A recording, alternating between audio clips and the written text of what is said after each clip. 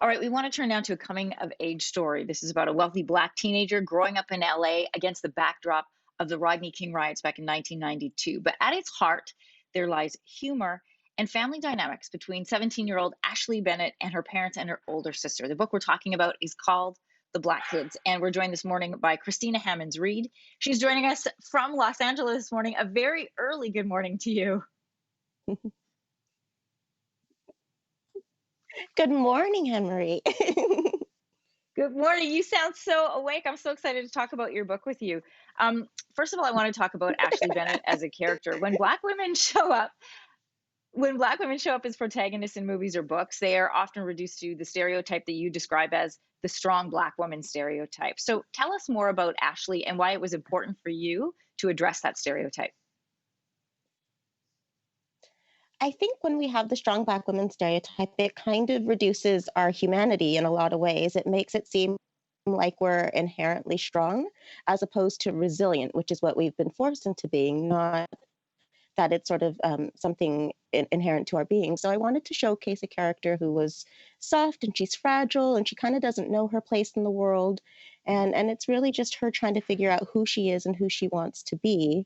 And I think it's important to showcase that that femininity and just the softness inherent in us as well, as opposed to just always feeling like Black women are so strong. Black women always have the answers.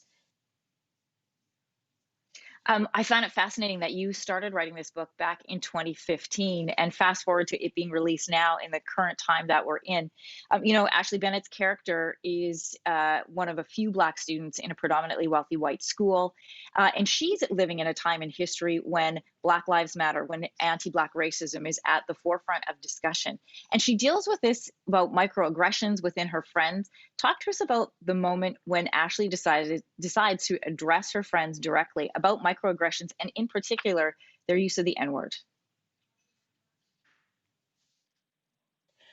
So towards the end of the book, throughout the book, we've seen Ashley engaging in this way where she just sort of lets things slide the entire time. And it's mostly just because she doesn't have her own voice at that time. She doesn't know the power of her own voice, I should say.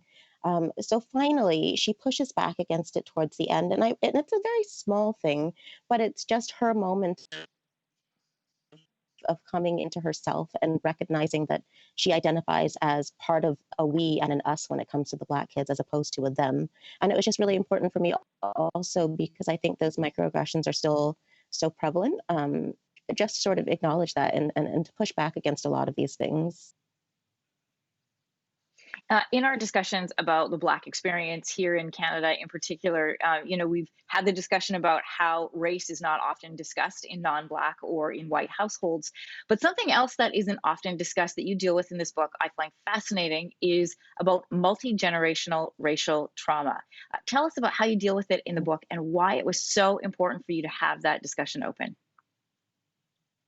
So in the book, Ashley finds out eventually, right after sort of the climax of the book, that her grandmother was actually part of or was one of the victims of the Black Wall Street massacre that happened in 1990. I'm sorry, in 1921 in Tulsa. And so we see that her grandmother was carrying all that pain throughout her life, and it eventually it ended in her ending her life. And her father has then been dealing with the pain of having a mother who was really suffering from the trauma of that moment throughout her entire life, but trying to push through. And it's just kind of the revelation of family secrets and how that trauma impacts generations of Black people, even though it's something that oftentimes we don't normally talk about within the Black community, and how that trauma manifests. So it was important to me to showcase Black mental health and depression and anxiety and PTSD and how that manifests in ways that oftentimes isn't spoken about or examined. And that speaks to the resilience that we talked about at the beginning of our conversation. The book is called The Black Kids. It is a young adult novel, but it is suitable for a bigger audience even than that. Christina Hammonds Reed, thanks for coming on Your Morning today.